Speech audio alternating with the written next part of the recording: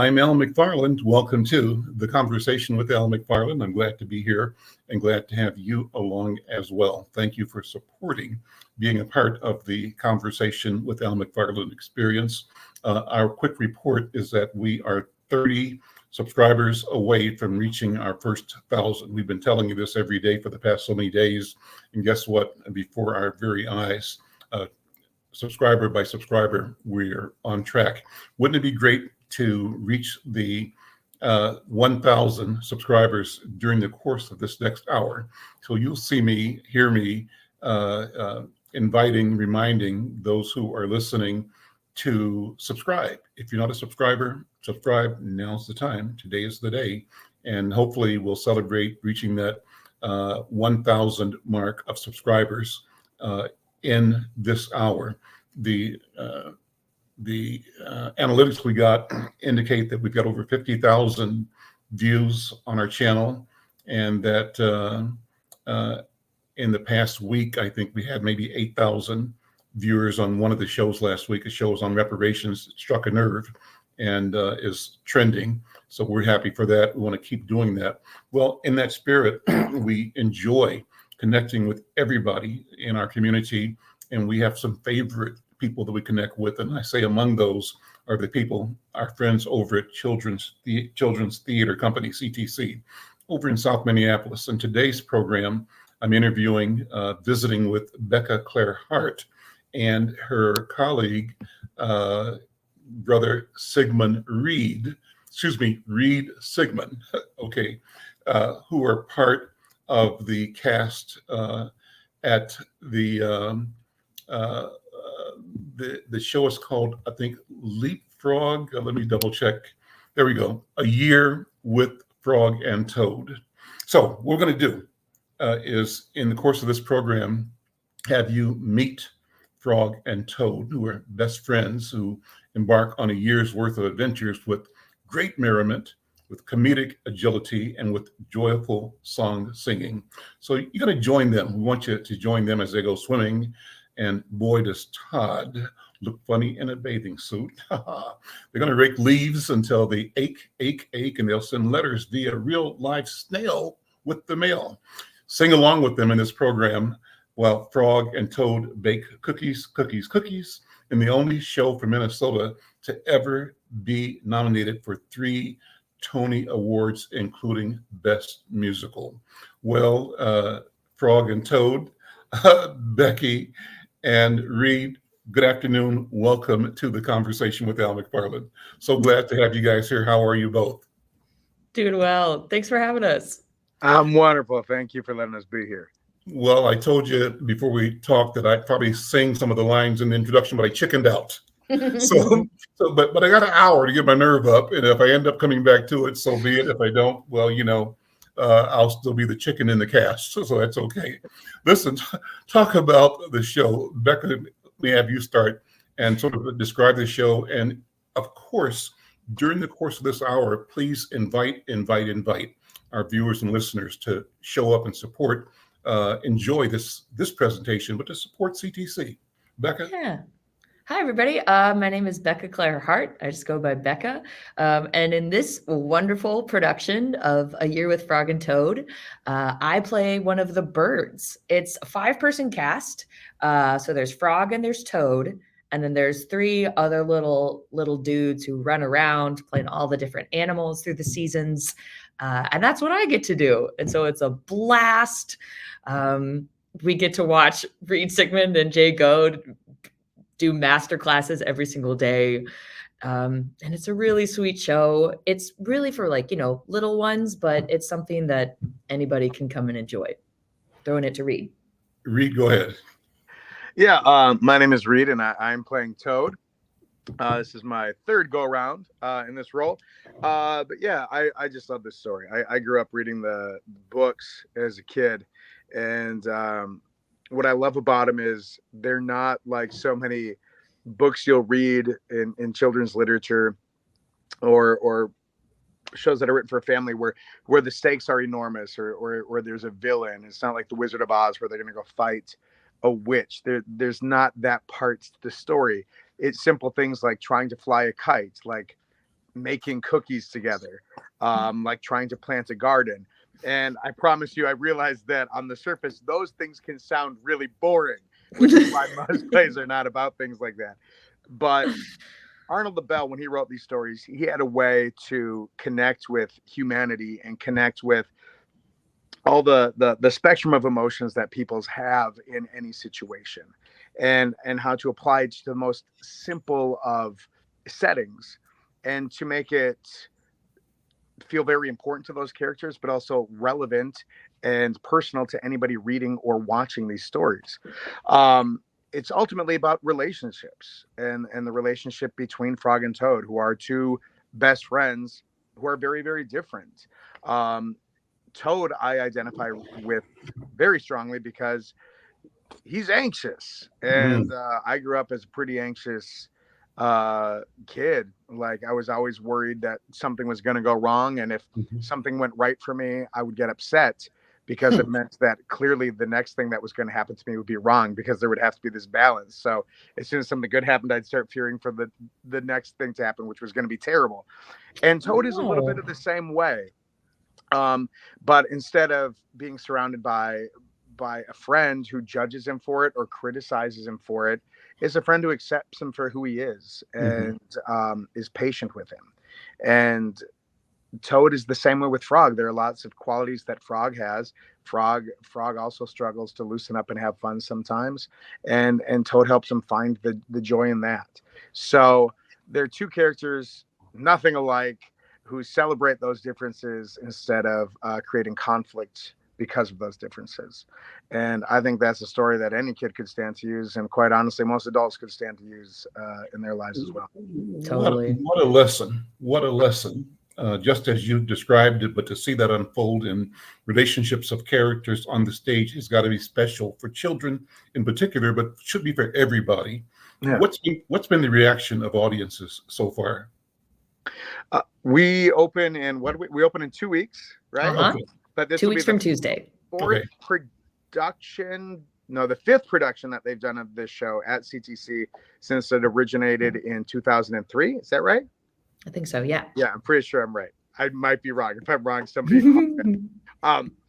But when they first did this show, the reaction was kind of off the charts. It was nobody had quite realized at the time the lightning in the bottle that they had captured. The lyrics, the text, the performances, they all worked in perfect harmony, complementing each other in all the right ways, and working in concert to create something that was truly extraordinary. And with every production, those lyrics and those words come to life. Those relationships still sing, and audiences still walk out happy and entertained, but also looking at the world and looking at their families, looking at their friends, looking at their neighbors, looking at their communities, I think, a little bit differently. That's amazing. Let me tell people from your bio that I have that, Reed, you are celebrating your 23rd season as a member of the CTC acting company.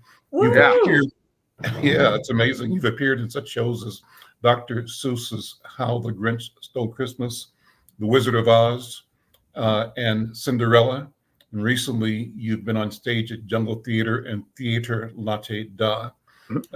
Great credentials. And let me share the notes on you as well. Becca, you previously worked at CTC with the cast of An American Tale, the musical, Annie, and The Hobbit. Your other local credits include work at Jungle Theater, the Guthrie Theater, and Theater Latte Da. And both of you can be reached. I think you've got a webpage, Becca, at beccahart.org. I'm not sure if you have one, Reed, but if you do, you can share. I do not. I generally hide. So, Becca, talk about your character. I love how Reed framed kind of the meaning of the lessons of the interactions between these characters and how those related, he said, to his personal life as growing up. How do you describe your character and the production itself from your experience as both actor and as a person in community? That's a great question. all the characters I play are kind of the antagonists. Like Toad's just trying to live his life. I feel every character I play is ruining his day, which is She's like right. She's is a bully. absolutely right. And so yeah, the I play all the different kinds of bullies. There's the bird who is very snobby and very like uppity. There is who makes fun of Toad when he's trying to fly a kite. There's Turtle who thinks Toad looks funny in a bathing suit, and she's kind of like rough and tumble. I think of her like the cousin that you're always don't want to see because they're just going to ruin vacation for you. Sure. And then let's see who else. Squirrels, they do this. There's a moment where Frog and Toad go, and out of the goodness of their hearts, they rake each other's yards. Oh, how nice. I've done this favor for my friend. And then here come two squirrels who just out of pure joy for wrecking things that are beautiful, just destroy these piles of leaves. They are agents of chaos and nothing more. So I try not to be a bully in real life. I do have siblings, so I do. When I play Turtle and I'm like kind of like getting that read as he's playing Toad, that's coming from a real place. You got experience there, huh? Yeah. Like someone's got to keep him humble. And I have experience being bullied, so it all works out really well. No. So it's fun to tap into those characters as kind of like rude as they are. They each have a moment in the story where they, like, for example, the birds, when Toad is trying to fly a kite, they're like really putting him down. They're putting him down. Like, no way are you going to be able to do this.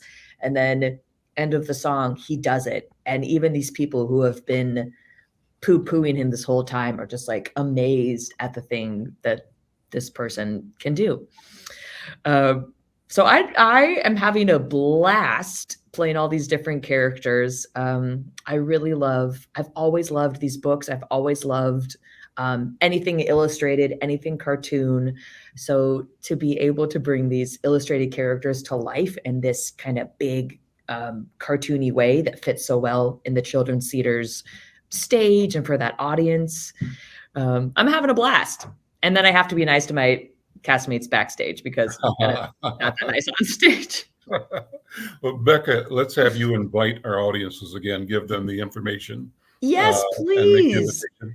Please come join us. We open this show. We open a year with Frog and Toad, April 23rd. Perfect, just in time for spring, really, to be hitting the Twin Cities. And then we run through June 16th. So we'll be here as you guys are finishing up school. Come visit us. It's a really sweet little show. And as Reed said, we're not going off to fight a giant evil thing. It's just kind of through the seasons. And so if your favorite season is spring, there's a whole adventure in spring or summer or fall or winter. So you can kind of wait for your favorite season and see Frog and Toad and the shenanigans they're going to get up to during that time of year. I'm Al McFarlane. This is the Conversation with Al McFarlane. I'm so pleased to be here with Becca Claire Hart and Reed Sigmund. They are starring in the play at CTC, a year with Frog and Toad. And we want you to check them out, support them, enjoy them, bring your children, because this is a learning lesson, a play that both entertains and teaches. And it sounds like the teaching is not only for the kids, but for the adults, really. It's going to remind adults what it means to be sensitive, aware, to be not a bully, but to understand how development and courage develop in relationships, and to remind you how you were able to get through things that were difficult in your life. Well, before I go on, I want to remind people that we're streaming live to a number of platforms, and we want you to support our program by subscribing on our YouTube channel. So you can go to YouTube Insight News MN and become a subscriber. As I mentioned at the beginning, we were about 30 subscribers away from reaching our short-term goal of 1,000 subscribers. Will you be subscriber number 1,000? We are inviting you to be that. So hopefully we can get that subscriber, the 30, in the course of this conversation. And if we do, we'll shout you out. So wherever you are, subscribe and call somebody and tell them to subscribe as well. Help us make our goal. You know, I've been such a fan of CTC for the years and years and years. And you guys don't know this, but I was actually in one of your productions. Which one? Absolutely. I was my first and only stage acting experience wasn't me, it was my voice in the Watsons Go to Birmingham years ago. Gosh, And there That was was a a scene, brilliant show. it was a great show. And there was a scene where there was a radio interview. And so the voice of the radio, Al McFarlane, I was so cool and so proud to be in that. So that may be my next career. And as I said when we started, guys, that I have been known to break out in song, but I haven't done that today. But I want to hear what you guys sound like. And I don't know if you'd be willing to share a part of what you do that gives people a flavor. Maybe there's a dialogue or an exchange that you do that can give people insight into what they're going to discover when they visit you at CTC. What do you think? Reed, what do you think? Yeah, sure. I can sing. I'm not as good a singer as Becca Hart. Whatever. It's very true. It's not. Let me see. Becca, we don't really have any singing together, do we? No, I'm thinking about the scene when we're floating on the log, but that's not singing. That's just my favorite part of the show. Well, let's do that. If you can do it, let's do it. Let's see if it's something that comes to mind, top of mind. You want to hear that scene? Yeah. Okay. So this is actually one of my favorite parts of the whole show. Toad goes to Frog's house and he's really excited. He's like, Frog, I have made you a fine lunch of iced tea and sandwiches. And he's walking there and he's really excited to share this lunch with him. And when he gets to Frog's house, there's a note. And Toad takes the note and it says, Dear Toad, I am not at home. I went to the island in the lake to be alone. And Toad, being kind of the anxious person that he is, I'm not sure if you've ever gotten a text that's like, hey, can we talk? And instead of you being like, oh, yeah, I can't wait to talk to him, you're like, what? Why we gotta talk? Like, what's wrong? Did I do something? Are you mad at me? You know, like, what did I do? What did I do? Yeah. And Toad, and that's how I'm also talking about how this show can we can see ourselves in these characters. So Toad reads this note, which is just simply, Dear Toad, I am not at home. I went to the island in the lake to be alone. And Toad looks at it and he's like, he wants to be alone? Well, he has me for a friend. Why would he want to be alone? And then he starts to reason. He's like, well, he must be very sad. I must do something. I should bring him a surprise. I'll bring him this lunch of iced tea and sandwiches, and I'll cheer him up. So he goes to the lake and he sees Frog sitting out there on the island all by himself, just sitting there staring. And he starts screaming, Frog, I'm coming. And Turtle goes by on a log. So Toad hops onto the log. And this is the little scene that happens when Toad hops onto the log and he's a little clumsy. So as he's moving, he starts to like moving around. And Turtle's just like, hey, watch it. This thing is wobbly. And I have to get to the island. Frog wants to be alone. Well, maybe if he went to go be alone, you should leave him alone. Maybe you are right. Maybe he does not want to be my friend anymore. Yeah, maybe. And then he sees Frog and goes, Frog, I'm sorry for all the silly things that I say and do. Please be my friend again. And then the Turtle's had it, and Turtle just throws him off the log. Off the log and into the water. And then I love the scene because then when Frog helps Toad onto the island, the little rock, and he seems happy to see me. He's like, hello, Toad. And Toad gets sad. He's like, oh, the iced tea spilled and the sandwiches are all wet. And he's sad. He goes, I made lunch for you so that you would be happy. And Frog's like, but I am happy. And Toad's like, well, but then why did you want to be alone? And Frog sings my favorite part of the show, which is Mine too. sometimes the days they can be very busy. So I like to stop and think now and then. I think of the reasons I have to be happy, and that makes me happy all over again.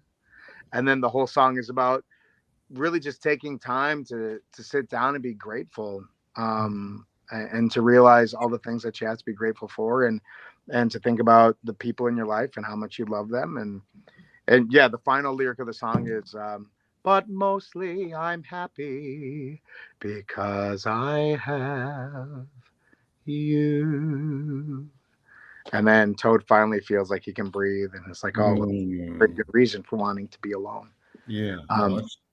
But that's a lot of what the show is about. Is about the little moments in every day that somehow combine to make the whole year an adventure. And I've had a lot of people. The first time I did this show was, wow, 21 years ago. Mm-hmm. And every time I've done it, I've had friends in my life or family in my life who are like, "Oh yeah, you're in a Frog and Toad play. Yeah, I remember reading those books. Yeah, me and the kids will try to come to see it." And you go, "Okay." And they come and they freak out. And like, you talk to them a week later and like, "We've been listening to the album on Spotify nonstop since we saw the show. Every single song we're addicted to. Like, how long are you running? We need to come back and see it." And then a lot of my friends, when they're being like, "Well, what shows are you doing next year?" I'm like, "Well, they're going to announce the season pretty soon." And they'll always go, "Can you give me hints? Is Frog and Toad coming back?" Because like the show has a very intense cult following. Because once you see it, it gets inside you, Yeah. What a feeling. What a feeling. I want to come back to that because what I am is a good audience member. I love going to concerts and to plays, and I go there with the expectation and anticipation. Sometimes it borders on jealousy because I'm jealous of what I see unfolding in front of me, and I want to be a part of it. But then I recognize that I am a part because I'm in the audience, Yes. and my presence is really one of the critical components of the unfolding of the magic that is at hand. And I want to come back to you and talk about the feelings and the impact and the experiences you had. But Becca, maybe you could sit in a little bit on your part. Turtle was cold. That's how we shoved start. me in the lake. Boy, you cold. That's a cold shot. Yeah, right? Yeah. It's my road trip. You're hopping on, but it's fine. Worst Uber driver ever. 0 stars. Fine. I really, just to continue on what we've all been talking about, one thing that I didn't really know the show coming in, and everyone I mentioned to was like, "Oh, you're doing Frog and Toad. I love that show." And I was like, "Yeah, it'll be fun. It'll be cute." And I did not anticipate just, I've cried multiple times during rehearsal, just not the scenes that I'm doing because Turtle's a jerk, but seeing, especially that song Reed was just talking about, just the emotional intelligence of this, both the books and the show. We all, you want to be that friend. You want to be that friend who can like lean in when someone needs you, the way that Frog and Toad do for each other. One of our director, Peter Brocious, said it really well. He said, Toad is just beaten down by everyone else around him in this show. But he has that one person who believes in him, and he has that one friend that he can turn to. And if that's all you have in the world, if you have that one person, that helps you get through the day, that helps you get to the next day. And that, some of us have abundances of friends, and some of us just have that one person, and just how precious that one person can be in the midst of the rest of it. There's another great part of the show that I love, when we've seen Frog be brave and cool and collected this whole show, and then it's Christmas Eve and Frog is late and Toad doesn't know where he is. And this whole time Toad's just kind of been doing his best, but kind of really relying on Frog. And Toad decides that he's going to be brave. Well, he's still scared, but he's going to be brave and try and help his friend. And I love that little journey. And in the end, Frog is fine. But the moment that Toad decides that he's going to, even though he is scared, he's going to try for his friend. That's one of my favorite parts of the show, too.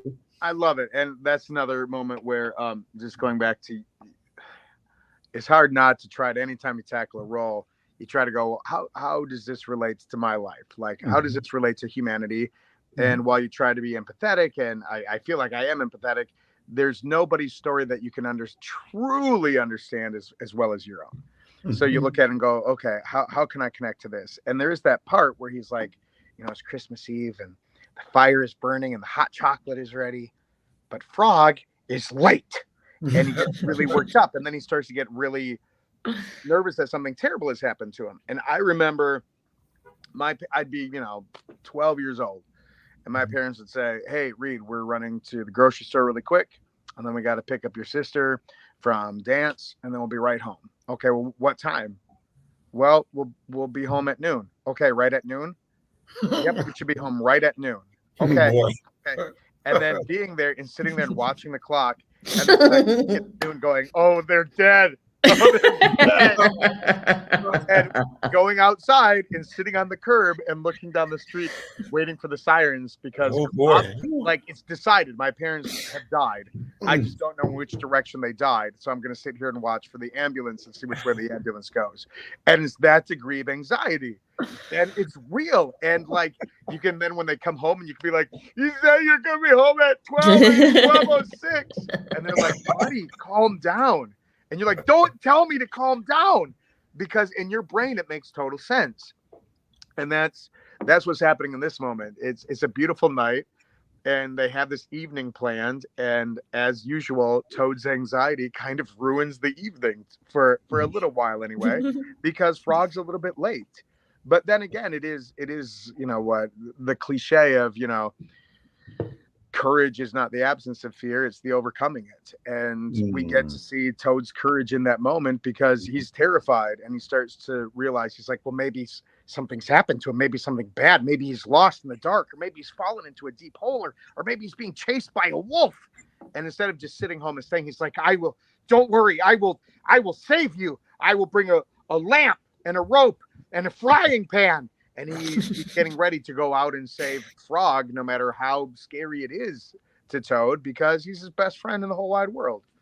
And yeah, there's a lot in the show where it is just about the sacrifices that we also make as friends, and the sacrifices we willingly and happily make for the betterment of the people that we love.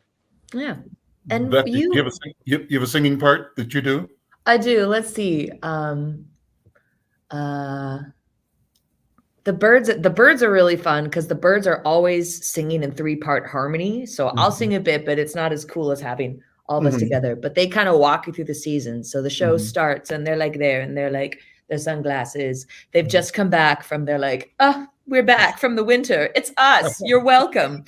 And they're like, we flew south for the winter. South for the winter. Every fall we pack our things and go. We know just how to time it, to find the proper climate, one that doesn't feature any snow. And so they're like very snooty, but they're having fun. I'm loving just listening to you guys, and listening to how you're reviewing. So I'm looking at you, knowing that not only are you consummate actors, but you're also I think channeling something about who you are and what you're doing and why it's important. And it's obvious to me that you really believe in the power of the story, and that you are giving your power to match and to bring to life the power off the page and of the story as created. Let me go into who you guys are in a minute. I'm gonna take a break. This is the Conversation with Al McFarlane. I'm Al McFarlane. We'll be right back. If you've not done so, consider getting vaccinated against the COVID-19 virus. At vaccine.gov, enter your zip code, your preferred vaccine type, and you'll get a map with locations eager to serve you. Getting vaccinated saves lives. Vaccine.gov can help you do your part. Guys, one of my favorite people is a person you mentioned, and that's Peter Brocious. I think he's a treasure, just as CTC is a treasure. Let me have you both talk about your experience working with him on this production and in general over the years, particularly brother Reed. What's your relationship with who I'm going to call a great leader in theater, Peter Brocious? He's a dear friend. We've been spending time together we've worked together for 24 years. Mm-hmm. And, in my professional career, I've done probably 100 productions, and each production is its own little journey. It is a process that is filled with absolute joy, but also some self-loathing, some frustration, a lot of celebration. They're beautiful little lifetimes, in a very short 6-week span. It's like the entire spectrum of human emotion is captured in that little microcosm. But I've probably done over 50 productions now with Peter. So him and I have been on a lot of journeys together. And I don't think you can be on that many journeys with somebody unless you have a true love and respect for each other. Like one of you would have said no at some point leading up to it. But yeah, he's one of those people who's been there during, the most important parts of my life in my personal life, and has been there for me, and somebody that I can talk to, and somebody that I can confide in, and somebody I can look to for guidance and support. But then also professionally, he's done more for me than anybody could. I didn't have a lot of opportunities to act even in high school. And I never thought that I could be an actor. And I went to college and I got some roles. And even when I was at college, I was told things like, well, you're going to be like the loud, funny neighbor in a show, or like always, the large guy who's just kind of the comic relief or something, or somebody playing I was once told that I would always have work as long as there were films and plays with pig farmers. And I'm like, I think that's an insult. So like, I don't know if it's an insult to me or pig farmers, but it's like, what, really? And when I started at Children's Theater Company, I still had no idea that I'd be able to make a living at this. And by my second show, which Peter gave me a way larger role than I deserved at that time, but he had seen something in me in a previous show and was like, I want to try this with you. I want to see what you do with this. And by the end of that show, he had kind of made a commitment to bring me back for a whole nother year, which is not something that frequently happens with people in the position that I was in, which was a performing apprentice role. And then he made me a company member, and he's brought me back for now 24 years straight. Wow. And he's given me opportunities to play roles that I would have never imagined. And, you look at something like The Grinch, and getting cast as the Grinch. And I remember telling people, oh my gosh, I've just been offered the Grinch. And they were all like, you? And it's like, yeah. And they're like, aren't you a little short? You don't look like the Grinch. And like, yeah, honestly, you don't look like the real Grinch. Yeah. And if you were to look at the book, if you were to look at, Jim Carrey, if you were to look at the cartoon, I don't look like that at all. And there's been a few times in my career where Peter's asked me to do some things where I'm like, are you sure? You want me in that role? And he's like, well, yeah. He's like, you can do anything. And I'm like, that's nice of you to say. And there's just always been this belief with Peter where it does not matter whether it's your skin color, your height, your shape, whatever it might be. Appearance just truly, and a lot of people will talk the talk, but he walks the walk where it does not mean anything. He looks at the person and he sees the person. And he sees like, okay, you have the right spirit, you have the right experience, the right inroad to this character's psyche. And I think it's something, even if it's not something that everybody would see immediately, I see possibility. And then he gives you that trust, and he gives you that belief, and he gives you that opportunity, which you would not expect to get anywhere else. Like I said, I played the Grinch 6 times now. And I truly believe that if most theaters in this country were doing the Grinch, and I submitted my resume with my height and weight on it, I would be dismissed before they even heard me sing a note or heard me say a line. And I'm not trying to rip on other theaters. It's not to criticize anybody. I realize to a degree that's the reality of business in the world. But I'm not using the opportunity to rip on others. I just want to use the opportunity to thank Peter for the diversity of the roles and the work that he's given me the opportunity to portray over the years, because nobody else was going to have that faith in me. I truly believe that. Well, let me lean into your 24 seasons, right? 23 seasons, and ask you to talk about why CTC is such a jewel for the industry, not only here in Minnesota, but really probably certainly around the country, maybe around the world. I mean, what's so unique? This is a brand that is amazing. And you've been there 24 years, so you are the brand, along with Peter and the rest of your colleagues. Talk about that. And I just want our people to understand what we've got here. This is a rare and rich resource. I think it just comes down to the way, this staff, the way our leadership, the way the people who are brought in right now, the way they see kids, the way they there's no playing down to them. There's the expectations for them are high. The hope for the future that they're going to create for us is high. The responsibility that we take in performing for them is incredible. It's something that we take very seriously. There's not a performance or a production where we go, oh, well, yeah, this is a cute little story. And yeah, I mean, we have 10 shows this week. So, I'm going to take it easy today. It's like, no, every single show that we do, it's not just likely, it's a guarantee that some students out there, some child is seeing a theatrical show for the first time in their entire life. And if we go out there and we don't give them something of quality and something that elicits some sort of response inside them, they're going to be done with theater forever. Yeah. And it's not about like bringing people in being like, we need people to love theater, but there's power in theater. And I truly believe that. I've talked about this before, but if you look at theater, in a lot of ways, there's no reason for it to still exist. And that's because we have TV and we have film and we have streaming, and people can access stories and they can access, characters and relationships and actors and music. They can experience all that in their car. They can experience all that at a bus stop, at home, wherever. So what can we offer them that no other storytelling medium can? And that's the immediacy and the alive presence between people on stage and between the people on stage and the audience. And if we phone it in, either in the creation of a project or we phone it in an individual performance, we are doing a true disservice to people and a disservice to the community. And all of us who work here and create here, we feel that way. So it's that respect, and nobody here is doing it for the money. Nobody here is doing it for the accolades.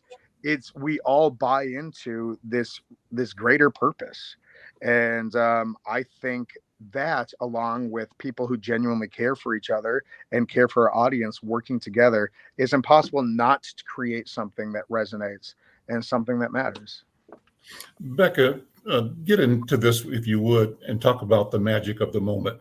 What is it on stage when you're performing that you want to both experience and discover anew each time the curtain goes up? What is it? Man, that's a really good question. I'm going to kind of tag onto what Reed said. I feel like whether it's a fully packed house or whether it's a teeny tiny, maybe there are only 2 people audience. That's never happened. But if there are only 2 people in the audience, knowing that your performance could really not, if not inspire a future actor, just like inspire a child, whether they're feeling seen or whether you make them laugh or whether you've just brought like a bright moment to like maybe whatever they're going through, I think is absolutely incredible. And I'm not just saying this because I'm working here right now, but this is my favorite place to work in the Twin Cities because there's so many incredible theaters in town. But the fact that this place supports young people in that way, the fact that we're doing these shows for the kids in the audience, the support you have for the kids when they're in the show with you, I think is so magical. And it's not like I'm from Oklahoma. We don't have anything like this there. And so when I moved up here and I came and my friend was like, let's go to the children's theater. And I was like, okay, like we're not children, but like, I guess. And we pull up to this state of the art museum that has this huge theater attached. I was like, what? We're going here? I was, what? And then we went and it was Shrek, and Reed Sigmund was Shrek, God. And his partner Autumn was Princess Fiona. And I remember walking in and just nothing was even happening yet and just gasping at like the magic. And it's I think maybe people who haven't been here hear the word children's theater and it's just it's a stunning theater that happens to do shows like focused for children and families. And it's, I don't know, it makes all the ups and downs of this lifestyle like worthwhile to know that we're really doing stories for these kids. Well, you said earlier that in this production, there are moments when you've experienced a teariness or talk about that. I mean, what did you experience and what does it do for you personally, the individual Becca? And what are you both getting and giving in watching or being a part of something unfolding that causes that reaction in your spirit and in your body? Oh, thanks, Al. I just Frog and Toad's friendship, the fact that they're so different. They're not best friends that are identical. They're best friends that are very, very different from each other, both in their hobbies and what they like to do and what they don't like to do. And so to see that played so beautifully and so vulnerably every single day in rehearsal, I think part of me gets a little emotional at one, just being happy that the adults and kids in this audience are going to have this. It's honestly, it's like therapy. You're like, that's the kind of friend I want to be. And I guess a part of me is almost sad that that this show was so new to me. I'm like, wow, I wish I had seen this lesson when I was young. That could have really helped me out when I was 7. That could have really helped me out when I was in middle school, you know? But just grateful that this is something that we're making and that people are going to get to see. Becca, what was the world like when you were 5 or 7? Man, describe existence as it appeared to you as a 7-year-old. My existence,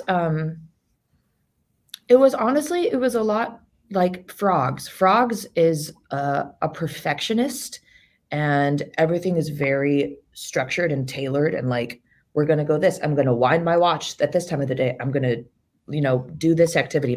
I make my bed this way. Everything is very precise.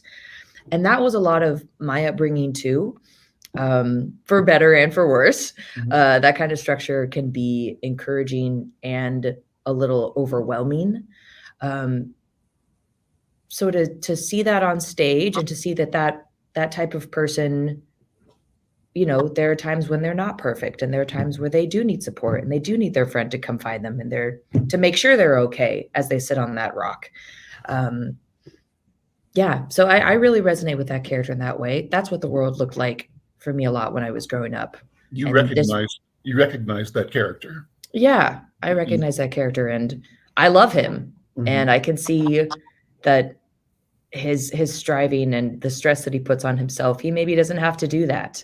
That his friend is still going to care about him, whether or not he winds his watch correctly that day.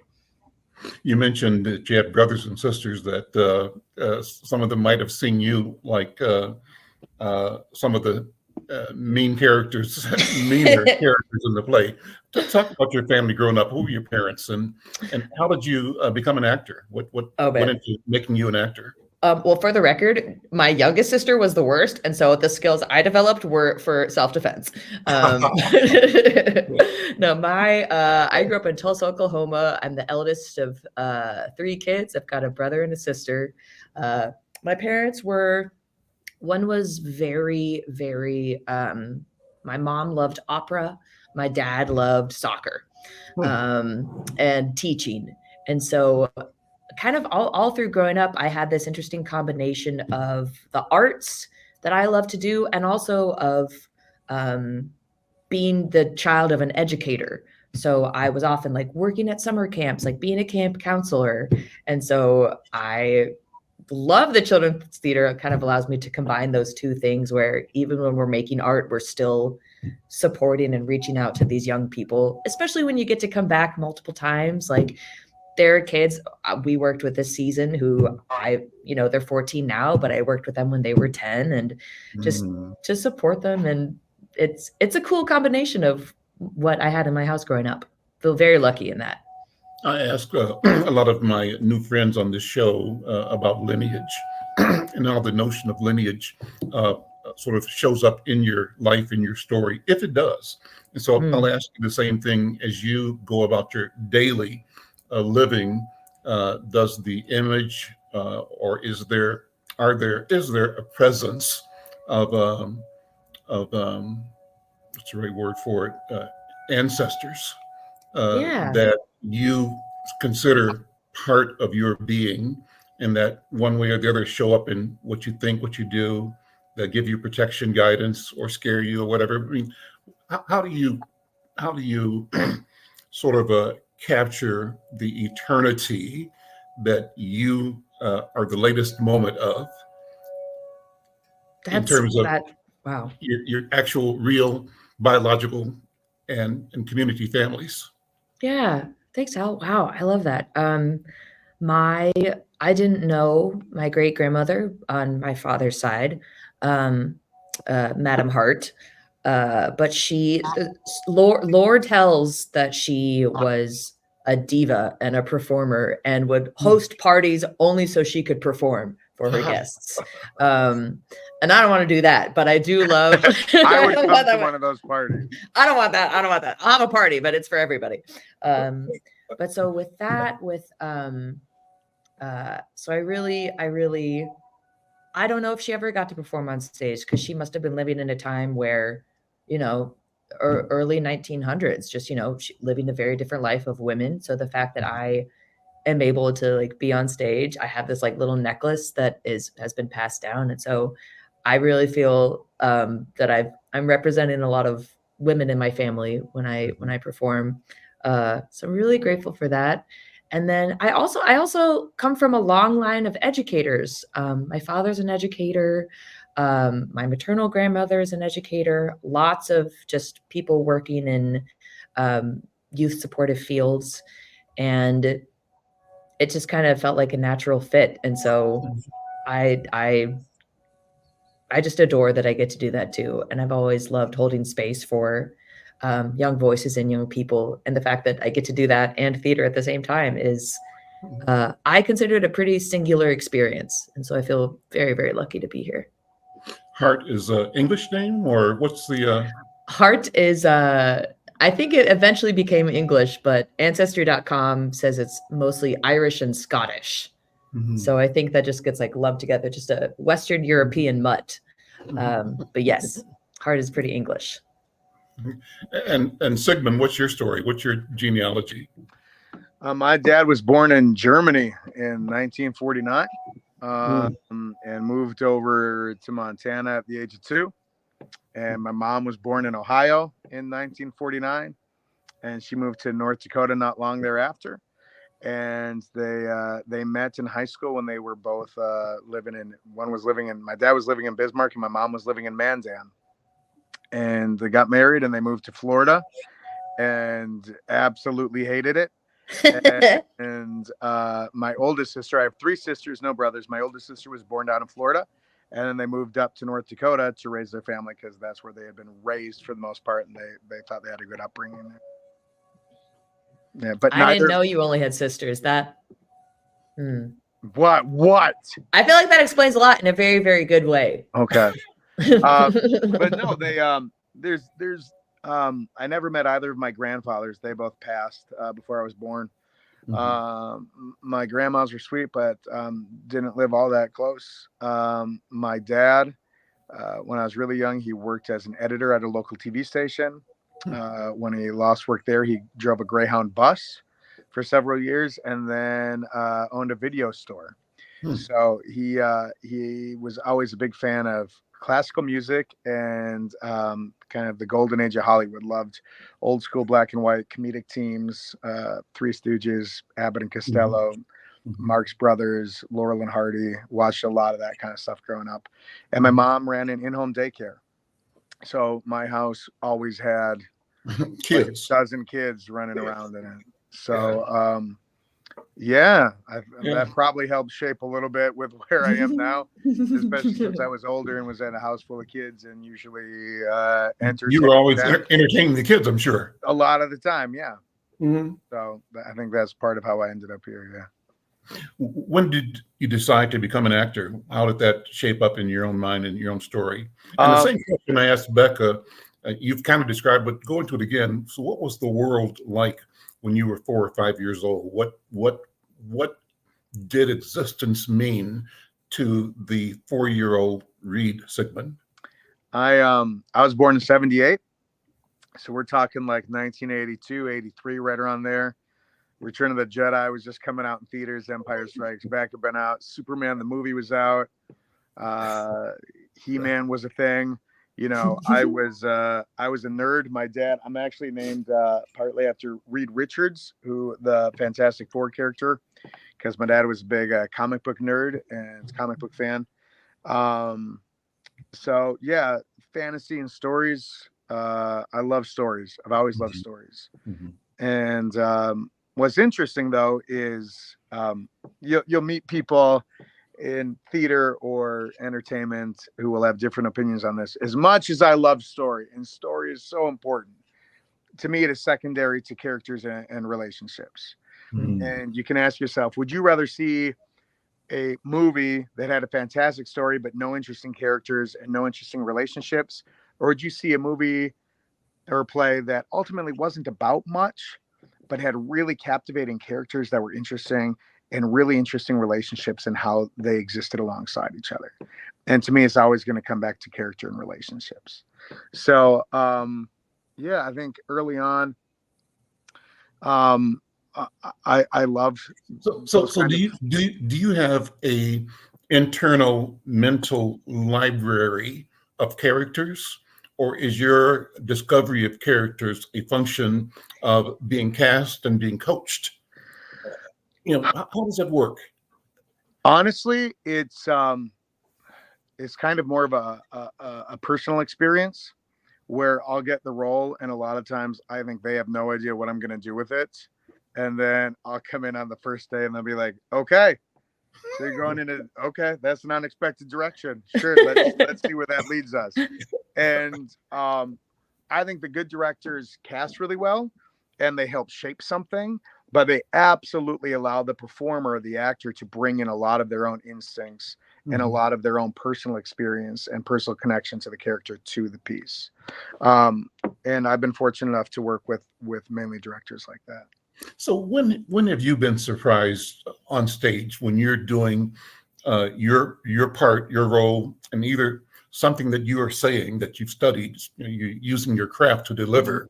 Have you been even surprised or shocked at what unfolds through you and around you? Are there stories that are memorable? Yeah, you know, I did play. There's sometimes when you walk into an experience and you're like, this is where I want to go. And by like the second week, you're so far removed from that. And the character has honestly just become this thing all on its own. Don't know where it's coming from or why it's happening, but it just does. And I know it sounds like weird kind of actory talk, but there really is the difference. Sounds like jazz music to me. Yeah, but there really is.